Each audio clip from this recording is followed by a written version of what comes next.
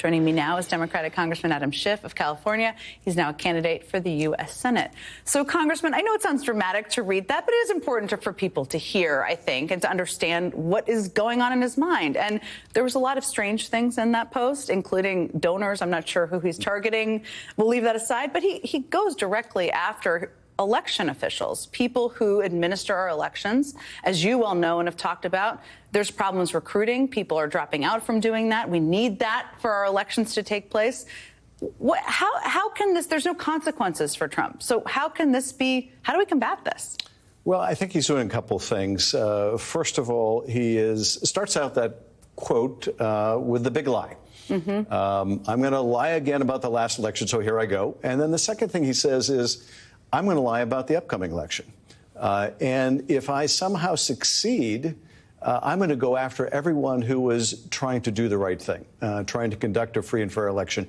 If they're getting in my way, I'm going to go after them. And this is not an idle threat. If we think back to Ruby Freeman and Shay Moss, these election workers in Georgia who had their lives absolutely turned upside down, had to endure death threats, had to leave their own homes, had to essentially set aside their own business. He ruined their lives at that time. And, you know, I remember the testimony vividly of one of those witnesses talking about, do you know what it's like when the most powerful man in the world comes after you?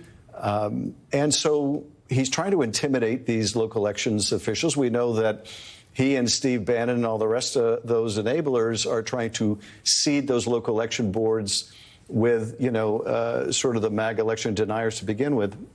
So the threat has to be taken seriously. But I think the other element of it is, look at me, America. I'm going to say something crazy again because Kamala Harris is getting too much attention. So it's a plea for our attention. I think that's a big part of Donald Trump as well. Let me ask, I mean, the Department of Justice, they formed a task force in 2021, which is definitely a good thing, but only 20 people have been, there's only been charges filed against 20 people of the thousands that have been involved in this. Is that too little? Should more be done? What do you wish would be happening right now from the federal government? Well, the biggest disappointment at the federal level for me is they have failed to hold Donald Trump accountable. The Justice Department took too long to go after those who organized the January 6th attack. And by the time they did, then the courts played into Trump's delays. And then, of course, you had the Supreme Court with that terrible immunity decision. I think the Justice Department has tried to go after some of these local election deniers, those that are in real time trying to interfere with the elections process or compromise elections equipment.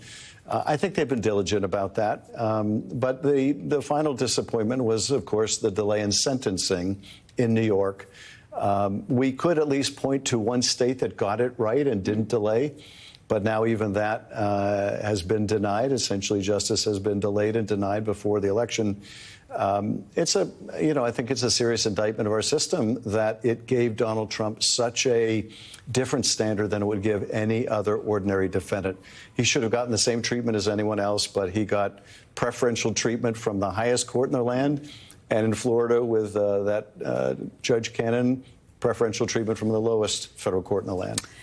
Because you said you were disappointed, and I've been thinking about this, I'm sure not even as much as you. I mean, the November 26th date could be right smack in the middle of a period of time, if Harris wins, where Trump is challenging the outcome and trying to stir up support for that. Do you worry about that timeline? Well, I worry about that timeline for the reason you mentioned. I also worry about it because the Supreme Court has showed every willingness to interfere in any prosecution of Donald Trump.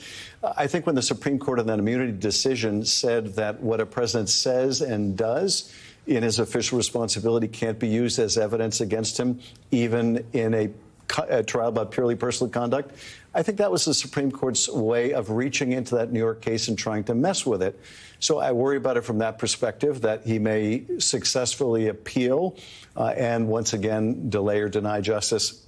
But of course, we all have to be concerned with that period of time between the election and when the joint session of Congress meets, because if it's a close election, and maybe even if it isn't a close election, Trump now has even more reason to contest the results, not because of any problem in the election system, but because he fears he's going to go to jail. If he's not in a position to make these prosecutions go away, he may be going to jail. And that means, I think, for him, any limits are off. He will use whatever device, lie, cheat, employ violence or encourage it. So we do have to be concerned with that prospect.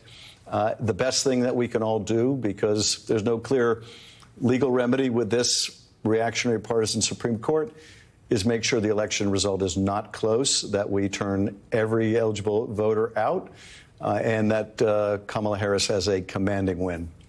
Let me ask you, I don't know if you've heard there's a debate tomorrow night. And you and Kamala Harris, the vice president, were prosecutors around the same time in California. What do you think that background means for how she will approach a debate with Donald Trump tomorrow night? Well, I think it means that she will be very quick on her feet. She will know the facts and be able to marshal the facts in support of her argument. I think the challenge for the vice president is really twofold. One, sometimes knowing the facts too well gets in the way of giving the broader vision, letting people get to know you, seeing the more human side of you. You are at risk of coming across with a laundry list of facts, and that's not really what people are looking for. But the other challenge is the bar for her is so much higher because the bar for Trump is so low. He's going to go and lie. He's going to go and bluster. He's going to be trumping Trump. And because people don't expect any better of him, they're not going to expect any better of him. But this is an opportunity for Kamala to show her human side. At the same time, she's got to hold him accountable for his lies, to show a sense of humor if the questions yield to that, and to put him in his place if he is being obnoxious. And that's a lot to accomplish. That's a lot. I wouldn't be able to sleep tonight if I were her, but that's why she's running for president. Congressman Adam Schiff, thank you so much for being here. It's always great to see you. And coming up.